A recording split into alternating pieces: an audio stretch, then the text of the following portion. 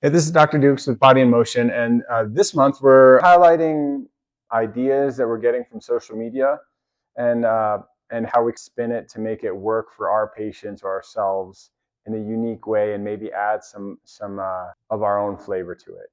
So I found a really cool video off Instagram that reminded me of a movement that I'd seen before, and then it helped me spiral to two other things that go really well with it. So ultimately, we're working on hip stability and mobility. And then a lot of my patients are always trying to get the exercise that's going to check the most boxes, so they have to do the least amount of exercises to get the benefit.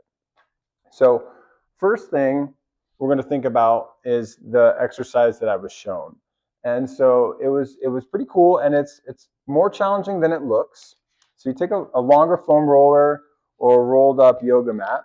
And what you're going to do is you're going to put that against a wall.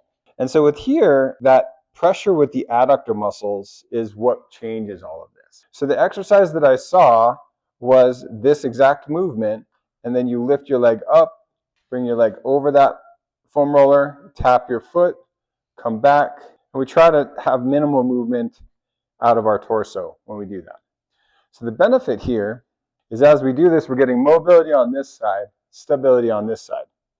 So that made me think about some of the other exercises I give my patients that have chronic hip pain. And this is another good one that goes really well with what I just showed you, is to teach people their hinge with using the adductor.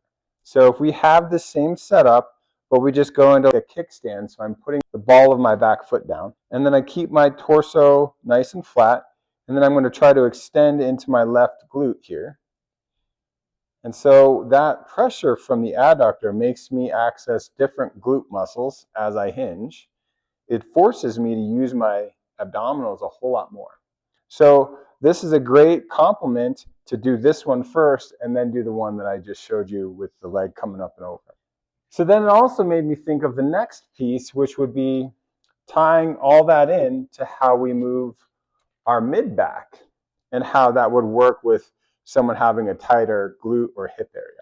Still focusing on that adductor pressure into the foam roller, but now I'm adding mobility to my thoracic spine by locking in my lower body.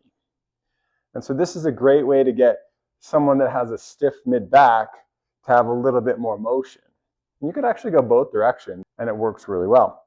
So those three things I feel like go very well together. I just like the fact that social media can have a positive influence on our lives, both professionally and personally, if we use it in the right way. So if this is interesting for you and you want to hear more, you can schedule a discovery call, or we're all available for an appointment online.